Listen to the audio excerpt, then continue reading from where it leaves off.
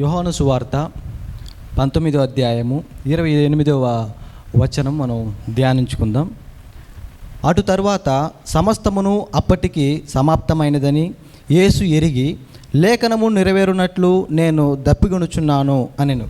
ఈ సిలువ పైన పలికినటువంటి 7 మాటలు కూడా యేసుక్రీస్తు వారు ఎంతగానో శ్రమతోనూ, అప్పటికి ఆయన శరీరం అంతా కూడా కొరడా దెబ్బలతోనూ రక్తపు మడుగులతో నిన్నది మనం చూస్తూనే ఉన్నాం. కానీ ఈ 7 మాటలు మాట్లాడేటప్పుడు ఎంతగానో శ్రమించి ఆయన హృదయంలో ఉన్న మాటలు మనకు తెలియపరచాలని మాట్లాడాడు. అందులో 5వ మాట మనం ధ్యానించినప్పుడు, అటు తర్వాత సమస్తమును అప్పటికి సమస్తమైనదని యేసు ఎరిగి లేఖనము నెరవేరునట్లు నేను దప్పిగొనుచున్నాను అని చెప్తున్నాడు. అంటే ఈ మొదటి మాటలోనే తండ్రి వీరేమి చేయుచున్నారు, వీరు ఎరుగరు, వారిని క్షమించమని మొదటి మాటగా అంటున్నాడు. కానీ 5వ మాటలో అప్పటికి ఆయన సమాప్తమైనదని అంత కూడా ఎరిగి ఆయనలో ఉన్న బలమంతా కూడా శరీరంలో ఉన్న ఆ గాయాలతో రక్తపు మడుగులతో ఎంతగానో క్షీణించిన ఒక పరిస్థితి అయినప్పటికీ ఆయన హృదయంలోకి వెళ్ళి మనము ఒకసారి గమనించినట్లయితే ఆయనకు మనకు చెప్పరావాల్సినటువంటి ఆ కార్యం ఏదైతే ఉందో అది చాలా తేటగా ఇక్కడ రాయబడి ఉంది. లేఖనములు నెరవేరబడినట్లు ఆయన ఈ మాట పలికాడని మనం గమనిస్తున్నాం. ఈ లేఖనములు ఎందుకు నెరవేరబడాలి అంటే, పూర్వకాలమందు ఈ లేఖనము నెరవేరబడినట్లు యేసుక్రీస్తు వారు ఈ విధంగా శిక్షకు పాత్రుగా అవుతాడని, సిలువ వేయబడతారని, ఆయన మరణించబోతాడని, ఎంతగానో శ్రమ పొందుతాడని కీర్తనల గ్రంథము 69వ అధ్యాయంలో మనకి స్పష్టంగా రాయబడి ఉంటుంది. మనందరం తీసుకుందాం. కీర్తనల గ్రంథము 69వ అధ్యాయము 21వ వచనంలో రాయబడింది, వారు చేదును నాకు ఆహారముగా పెట్టిరి, నాకు దప్పి అయినప్పుడు చిరకను త్రాగనిచ్చిరి అని ఈ లేఖనము నెరవేరబడడానికి ఆయన దప్పికొని ఉన్నాను అని అక్కడ రాయబడి ఉంది. ఆయన ఈ లేఖనాలు పూర్వంలో రాయబడినటువంటి ఈ లేఖనం నెరవేరబడినట్లు యోహాను అక్కడ రాయబడినట్లు మనం చూస్తున్నాం. కానీ ఆ 2వ మాట కింద మనం చదివినప్పుడు నేను దప్పికొని ఉన్నాను అని అక్కడ రాయబడి ఉంది.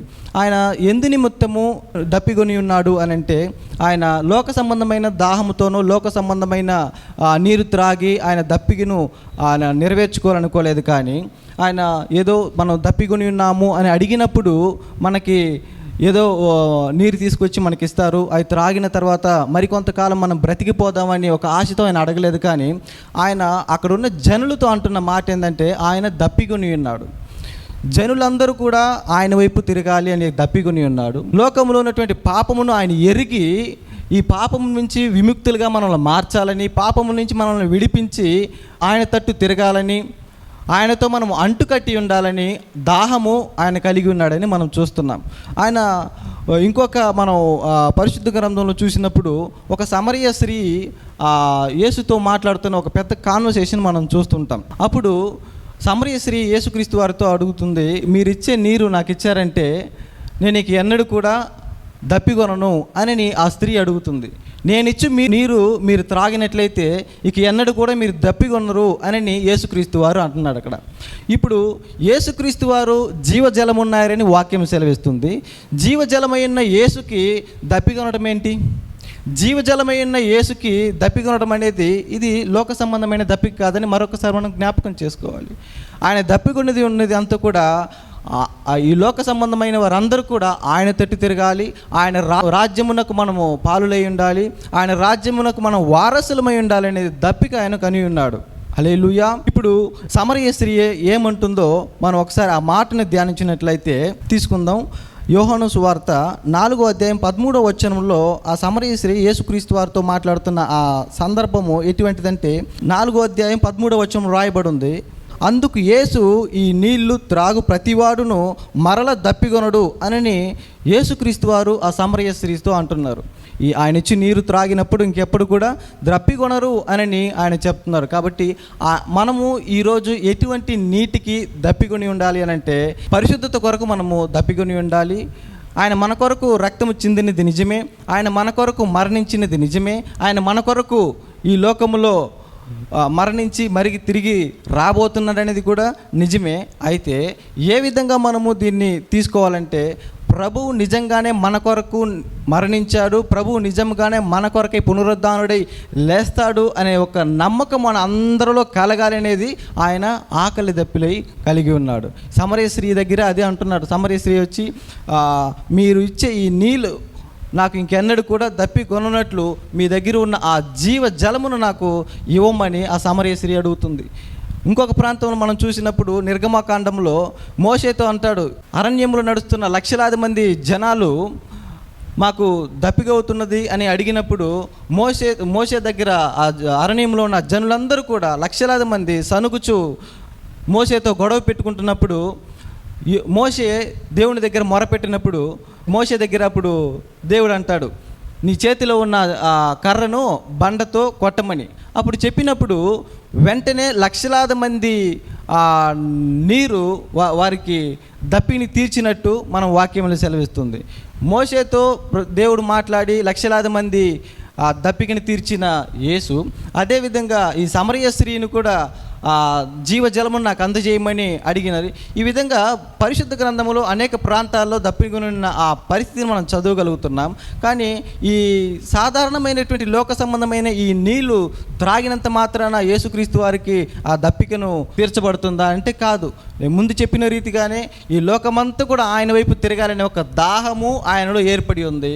అదేవిధంగా మనము ఆయనకి ఎటువంటి నీరును మనం ఇస్తున్నామంటే చేదైన చిరకను మనము ఇస్తున్నాము. ఆ మాటను మళ్ళీ మనం చదువుదాము. యోహాను సువార్తలో అంతా సమాప్తమైనదని ఆయన అనుకుని అటు తరువాత ఏమవుతుందంటే ఇక ఆల్రెడీ ఆయనలో ఎంతగానో క్షీణించబడిపోయిన ఆ శరీరం అంతట్లో కూడా కొరడా దెబ్బలతో దున్నబడినటువంటి ఆయన శరీరం అంతట్లో కూడా ఆయన దాహమని అడిగి ఉన్నాడు. కానీ అక్కడ ఉన్నవారు ఏం చేశారంటే చేదైన చిరకను ఒక స్పాంజికి అద్ది ఆయనకు ఆ చేదైన చిరకను ఇచ్చారని మనం చూస్తున్నాం. ఈరోజు మనము దేవునికి చేదైన విషయాలు, చేదైన అనుభవాలు మనం ఇస్తున్నామేమో ఒకసారి మనం గమనించాలి. మనం పాపము జోలికి వెళ్ళకూడదు, పాపపు మార్గమును వెళ్ళకూడదు అనే ఒక దాహము యేసుక్రీస్తు వారిలో మనము గమనిస్తున్నాం. ప్రియమైన దేవుని బిడ్డలారా, ఈరోజు మనం లోక సంబంధమైన ఈ పాపమునకు, లోక సంబంధమైన శాపమునకు మనము దారి తీయకుండా దేవుని యొద్ద ఆయన మన దగ్గర ఎదురు చూస్తున్న ఆ దాహం ఏంటో ఆ దాహాన్ని తీర్చాలంటే మనకు పరిశుద్ధం కలిగి ఉండాలి. ఈ లోతైన ఈ మర్మాలు సిలువలో పలికినటువంటి ఈ 7 మాటలు కూడా ఎంతగానో ఆయన శ్రమించి చాలా బలము లేని, శక్తి లేని ఒక పరిస్థితులలో కూడా ఆయన ఈ మాటలు పలికాడు. మొదటి మాట నుండి 7 మాటలు కూడా ఎంతగానో ఆయన కష్టముతోనూ పలకను బలము లేను, ఆ శక్తి లేని కూడా ఆ పరిస్థితిలో కూడా ఈ 7 మాటలు మీరు తెలుసుకోవాలి, మనం తెలుసుకోవాలని ఈ మాటలు మన అందరూ కూడా అందజేశాడు. హల్లెలూయా. ఈ మాటల్లో ఎంతగానో మనం ఈ గుడ్ ఫ్రైడేకో లేకుంటే ఈస్టర్కి మాత్రమే కాకుండా ప్రతిదినము కూడా ఈ మాటలు ధ్యానించుకోవాలి. ఆయన నీ కొరకై నా కొరకై ఆయన మరణించాడని, మరల నీ కొరకై నా కొరకై ఆయన మరల పునరుద్ధానుడై లేస్తాడనే నమ్మకము, ఆ విశ్వాసము కడవరకు మనకు ఉన్నట్లయితే ఆయన దాహము మనము తీర్చగలము. ఆయన దాహం మనం తీర్చగలమని అంటే ముందుగా మనలో ఉన్న ఆ పాపము, ఆ శాపము, మనలో ఉన్న అలవాట్లు, ఆ క్రియలు సమస్తమును మనం తీసివేసి పరిశుద్ధులుగా, విముక్తులుగా మనం మారినట్లయితే నిశ్చయముగా ఆయన దాహమును మనము తీర్చిన వారముగా ఉంటాము. హల్లెలూయా. కాబట్టి ఈ దినము మాత్రమే కాకుండా ప్రతి దినము కూడా మనము పరిశుద్ధత కలిగి జీవించాలి. ఆయన దాహమును తీర్చే వాళ్ళుగా మనం మారాలి.